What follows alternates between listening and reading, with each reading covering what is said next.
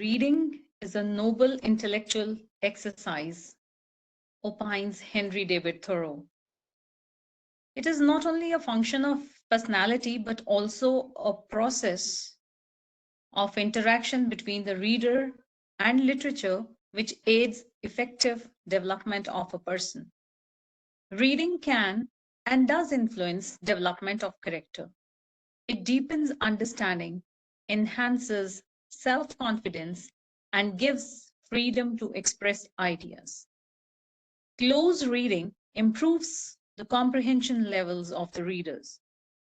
Distant reading and text mining in the digital times has brought an epochal shift in the manner of reading the text. The exponential expansion of the web and ongoing digitization of text has changed the reading patterns of the millennials. Distant reading of enormous data microanalyzes the linguistic features and creates authoritative patterns. As netizens these days are consuming a large repertoire of resources with negligible attention span and binge read tendencies, it becomes very important to gauge the essence of reading. Francis Bacon's Of Studies focuses on the importance of reading. He writes, "Reading maketh a full man."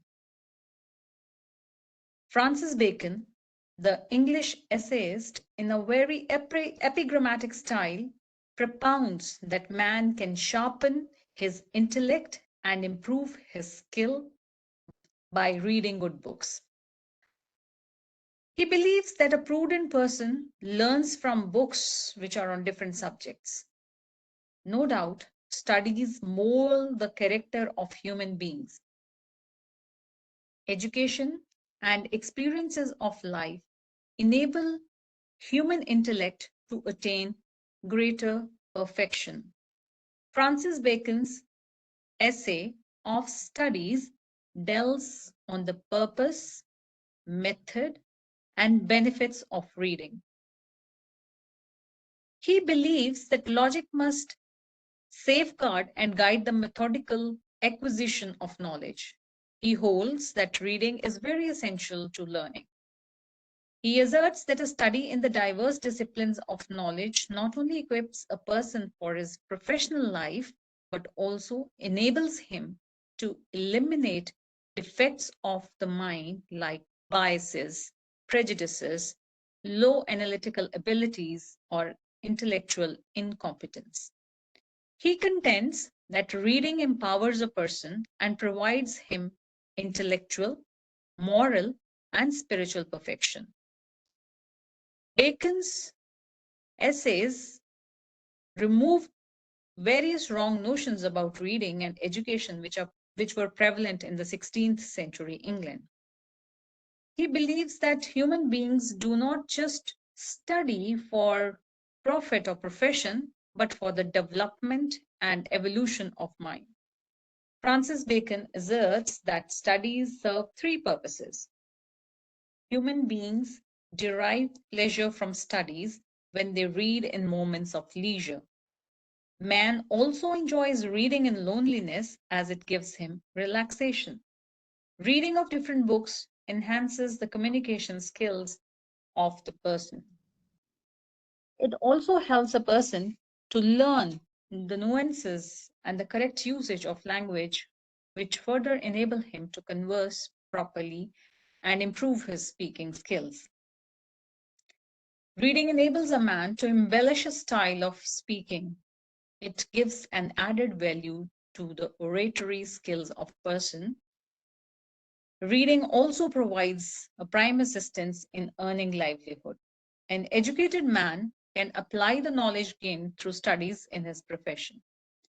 A sound knowledge of the subject acquired over a period of time makes him competent in his professional life.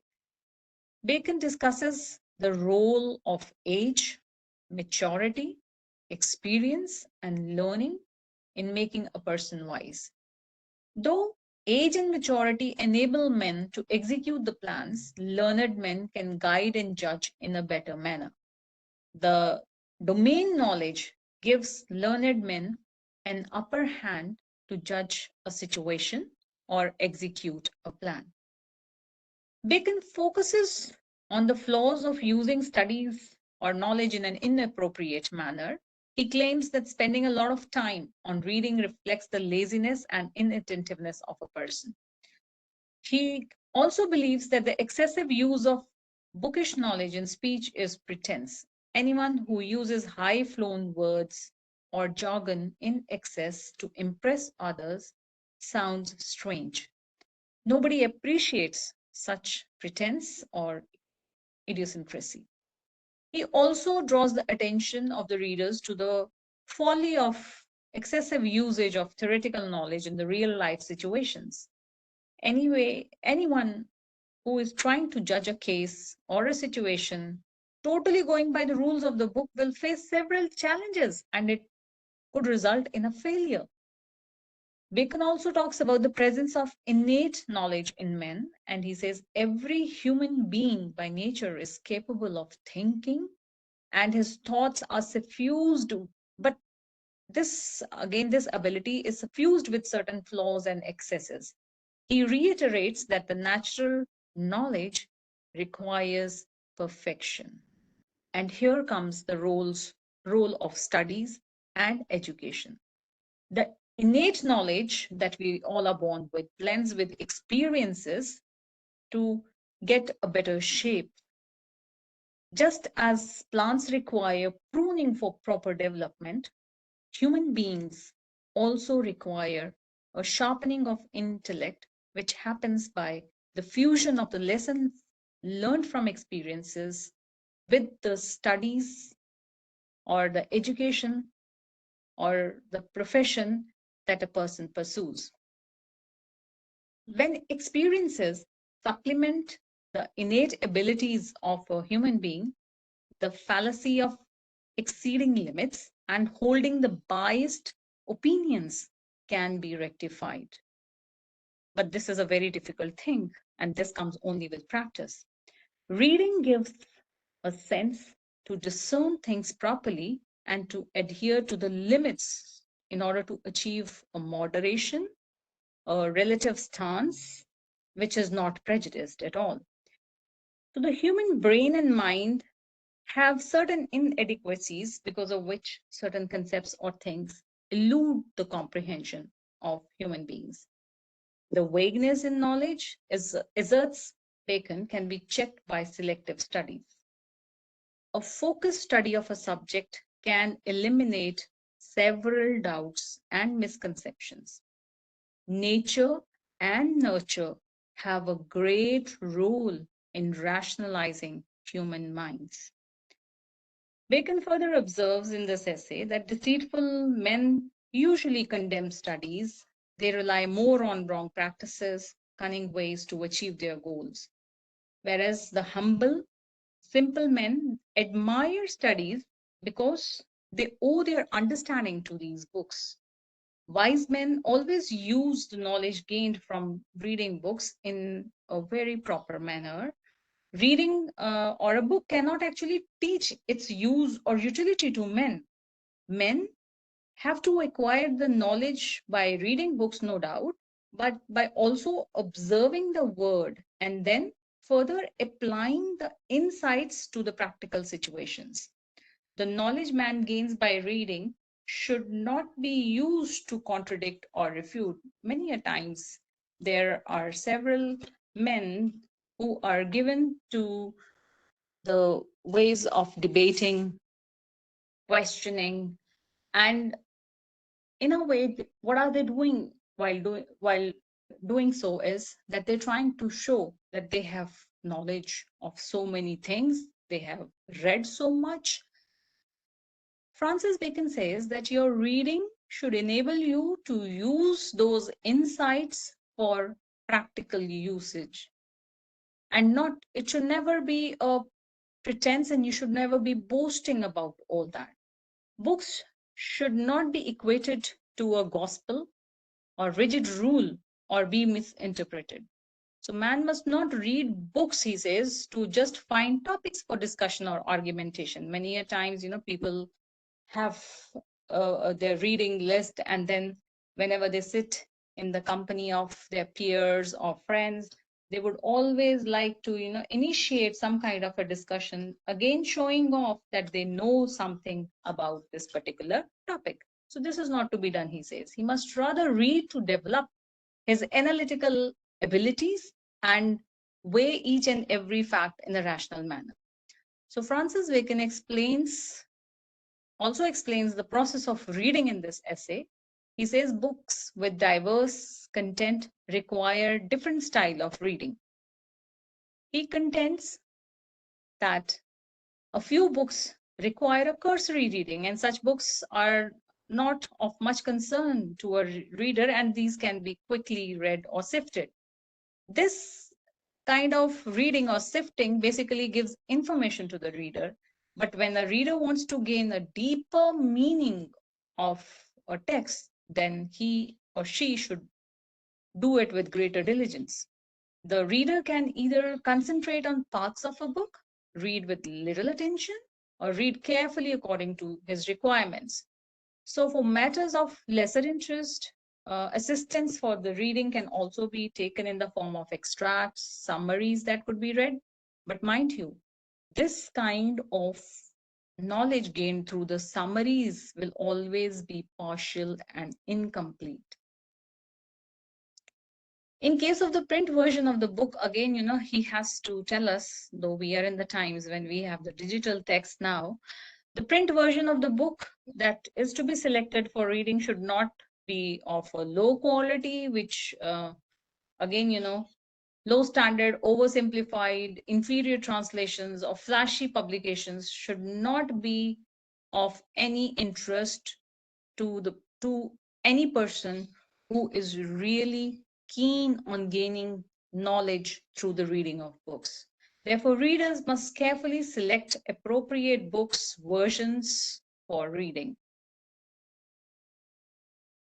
Bacon further moves in this essay to discuss the uses of reading. He says reading makes a man knowledgeable. Discussion on the read topics, he says, gives a person confidence to explain those to others in a better way.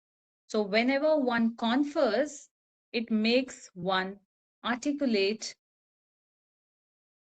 Speaking about the writing practices, he says, writing sharpens memory and gives exactness to a person.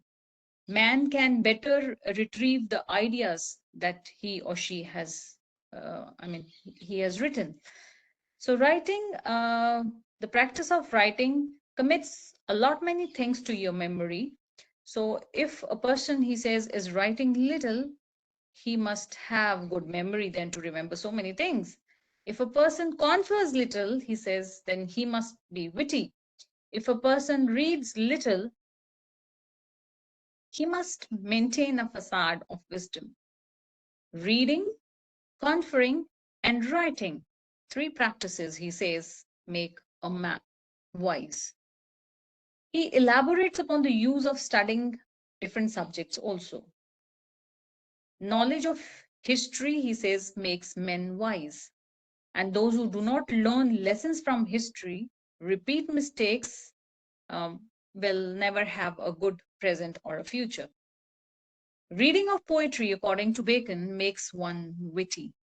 Poetry acquaints men with universal issues and enables them to understand their present.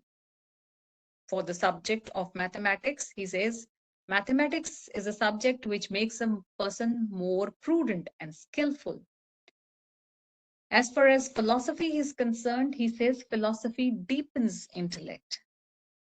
Lessons in morality and ethics make men more responsible. Once a person learns to balance his rights and duties, he definitely will become a good citizen. Logic and rhetoric, he says, make a person very assertive. So the reading of different subjects molds the personality of several human beings. The innate abilities and wit can be sharpened through selective reading. So it's a well-known fact that a sound mind resides in a sound body. So Francis Bacon concludes this essay by making a mention of various diseases which can be cured through different exercises. He says, just as ailments of the body can be treated by appropriate exercises, wit can also be improved and freed of flaws through the practice of good reading.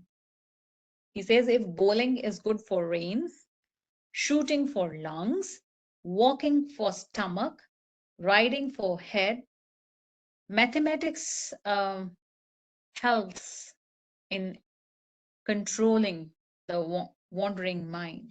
So he says, if you have a wandering mind, then mathematical problems are something that you should train yourself upon to improve your concentration, because a slight error results in a wrong solution for which one has to begin again. So the ways of the schoolmen, he says, or the professors, theologians, train intellect to analyze minute details in order to infer certain things. So he also has to say about the lawyers, and he says, one can learn from the lawyers' cases a way to prove facts by using precedents. This is the way they reach to the conclusions. So wandering wit, lack of concentration, biases, prejudices, and several other fallacies of the mind can be cured through the reading of books. Reading, no doubt, improves memory, it enhances knowledge, skills, relaxes the mind, and makes a man wise. Reading helps individuals to understand their own selves, to understand others, to think constructively, to analyze problems, to assist people, and to make several adjustments for a meaningful existence. So, if you have effective reading skills, that is an asset for your professional success. Inculcating good reading habits and eschewing the over reliance on computational techniques to decipher the texts as are the times, again, can provide some kind of new vistas which elevate human understanding.